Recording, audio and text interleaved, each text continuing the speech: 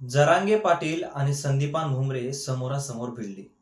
नेमकं असं काय घडलं, की ज्या जरांगे पाटलांनी संदीपान भुमरेंना मामा म्हणून बोलावलं, मामा म्हणून त्यांना सगळं काही आतापर्यंत वावरलं. संदीपान भुमरेंच्या निवडून येण्याच्या पाठीमागे जर सगळ्यात मोठं कारण किंवा सगळ्यात मोठा माणूस कोण असेल, तर तो मनोज जरांगे पाटील होता. मग असं काय झालं, की आता संदीपान भुमरे आणि मनोज जरांगे पाटील हे समोरासमोर आले आणि समोरासमोर देखील भिडले. ती नेमकी गोष्ट काय आहे? भिडले काय? नेमकं झालं काय? यांच्यामध्ये असं काय घडलं? हे सगळं आपल्याला या व्हिडिओमध्ये संपूर्ण पाहायचं आहे. नमस्कार, मी रणजित. मुद्दा हक्काच्या या चॅनलवर तुम्ही नवीन असाल तर चॅनलला सबस्क्राईब करा. कारण आपल्या चॅनलवर आपण असेच वेगवेगळे विविध माहितीपूर्ण व्हिडिओज खास तुमच्यासाठी बनवत राहत असतो. मंडळी, संदीपान भुमरे आणि मनोज जरांगे पाटील यांचं काय नातं आहे किंवा यांच्यामध्ये असे काय संबंध आहेत, की मनोज जरांगे पाटील यांना मामा म्हणून बोलवतात? तर अशा प्रकारची सुद्धा माहिती काही दिवसापूर्वी आली होती किंवा त्यावेळेस सुद्धा आली होती, की मनोज जरांगे पाटील यांचे ते मामा आहेत किंवा त्यांच्यामध्ये पहिल्यापासून हे चांगले संबंध आहेत.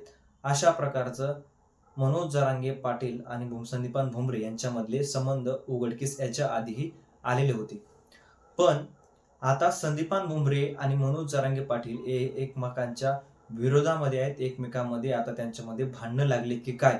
अशा प्रकारचा प्रश्न निर्माण झालेला आहे. कारण मनोज जरांगे पाटलांची एक पत्रकार परिषद झाली आणि त्या पत्रकार परिषदेमध्ये मनोज जरांगे पाटलांनी सांगितलं, की संजय शिरसाट, संदीपान भुमरे आणि प्रवीण दरेकर या तिघांची नावे तर आहेत. प्रवीण दरेकर तर पहिल्यापासूनच आहे.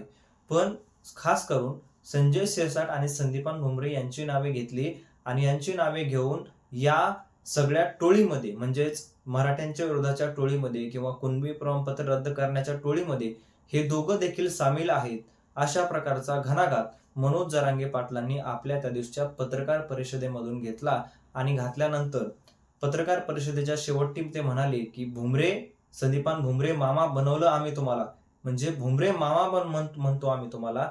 ज्या ठिकाणी तुम्हाला लोक कुठेतरी गद्दार म्हणून गद्दारीचा शिक्का ज्या लोकांनी लावला होता, ज्या लोक म्हणाले होते, की संदीपान भुमरे हा माणूस गद्दार निघाला, आम्ही त्याच्यावर विश्वास टाकला होता, की उद्धव ठाकरे साहेबांच्या बाजूने हा माणूस आहे, पण हा माणूस सुद्धा कुठेतरी गद्दारांच्या बाजूने गेला, गद्दार गेला, अशा प्रकारचं लोकांनी शिक्का भुमरे मामावर लावायला सुरुवात केली होती. त्या माणसाला जरांगे पाटलांनी एवढं वर आणलं, एवढा सपोर्ट केला आणि ज्या ठिकाणी सगळे खासदार हे बीजेपीचे किंवा महायुतीचे पडले होते, त्या ठिकाणी भुमरे मामाचा विजय करवण्यामध्ये मनोज जरांगे पाटलांचा हात होता किंवा आहे, हे ठामपणे आम्ही सांगू शकतो. हे मी स्वतः सुद्धा सांगू शकतो. पण यात सगळ्यात महत्वाचं शेवटी तेच म्हणले, की भुमरे मामा, आम्ही तुम्हाला भुमरे मामा बनवलं, पण तुम्ही आम्हाला चक्क कोलून देताय. ज्या समाजाच्या जीवावर तुम्ही निवडून आलाय, त्या समाजाला कुठेतरी चुकीच्या गोष्टीमध्ये दाखल करताय आणि त्या टोळीमध्ये सामील होऊन कुणबी प्रमाणपत्र रद्द करण्याचा एक पाप तुम्ही करताय. अशा प्रकारचं मनोज जरांगे पाटलांनी कालचं आपल्या पत्रकार परिषदेमध्ये शेवटचे वाक्य बोलले. ते वाक्य अतिशय धक्कादायक आणि कुठेतरी लाजिरवाणे होते किंवा जे कुणाला लाजिरवाणे होते, तर भुमरे पाटलांना लाजिरवाणे होते, की आपलं कुठेतरी चुकतंय का? आपण काही चुकीचं गोष्ट करतोय का? कारण आपल्याला माहिती आहे, आजपर्यंत मनोज जरांगे पाटील अशा प्रकारचे आरोप कोणावर काहीही करत नाहीत.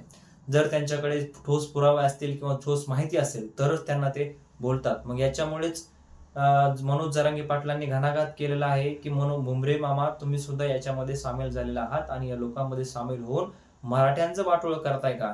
अशा प्रकारचा मनोज जरांगे पाटलांचा हा प्रखड प्रश्न त्यांनी निर्माण केलेला आहे. पण सगळ्यात महत्वाचं आता एक पुढे आले, ते म्हणजे मनोज जरांगे यांचं आणि भुमरे मामाचं नातं ते होतं ते तर झालंच. पण भुमरे या माणसाच्या म्हणजे मनोज जरांगे पाटलांच्या विरोधात का गेले असावे? तर का त्यांचे काही सामील असावे का? तर आहेत का? हा प्रश्न सगळ्यात महत्वाचा आहे. पण भुमरे जे काही आहेत त्यांनी जी गोष्टी केल्यात का नाहीत केल्यात हा तर प्रश्न लांबच राहिला. पण संजय शिरसाट सुद्धा याच्यामध्ये आहेत, अशा प्रकारचं जरांगे पाटलांनी सांगितलेलं आहे किंवा कुणबी प्रमाणपत्र रद्द करा.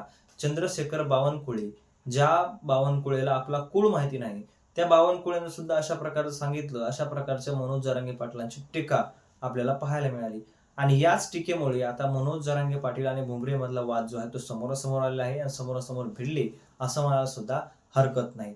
पण तुम्हाला काय वाटते या सगळ्या गोष्टीबद्दल, भुमरे मामाबद्दल आणि मनोज जरांगे पाटलांच्या या वक्तव्याबद्दल तुमचं मत कमेंटमध्ये नक्की कळवा. भेटूयात नवीन व्हिडिओमध्ये. तोपर्यंत धन्यवाद.